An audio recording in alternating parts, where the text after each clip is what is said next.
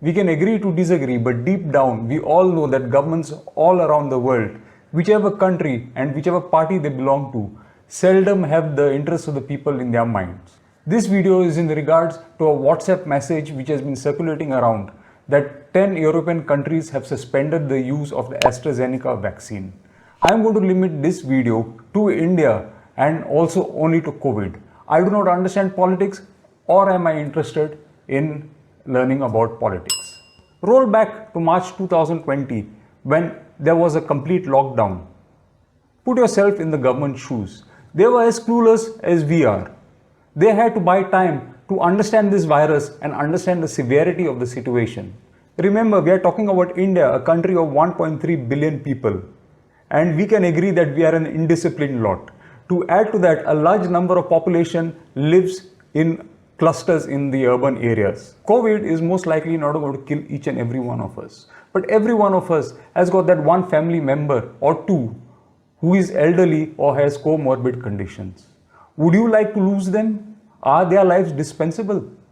Once the virus raised its ugly head at our shows, it was followed by rigorous testing, isolation and contact tracing. This brought a great control over the spread of the virus. India was one of the first countries to make vaccines available to the people. Since the stockpiles are limited, it is first being given to the vulnerable. If you get COVID in India, you got a 1.4% chance of dying from it. Raise that to 3% in European countries. India has so far had more than 110 million cases. For the sake of a calculation, let's take a cross-sectional figure of 20 million cases. Out of those 20 million people, 30,000 people have sadly succumbed. India until now has had around 20 million vaccinations. And amongst those vaccinations, the number of people who have succumbed, sadly again, can be counted on the tips of your fingers.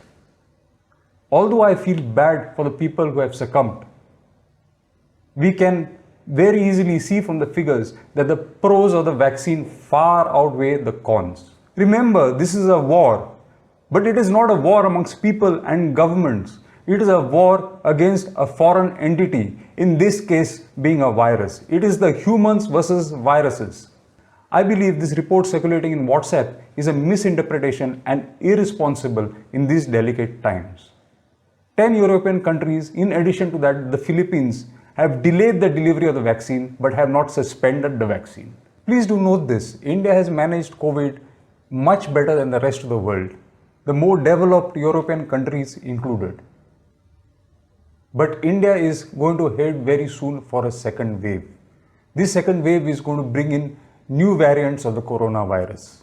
There are only two things which are safeguarding us. It is the age of our population, which is a younger population, and the world's largest vaccination drive.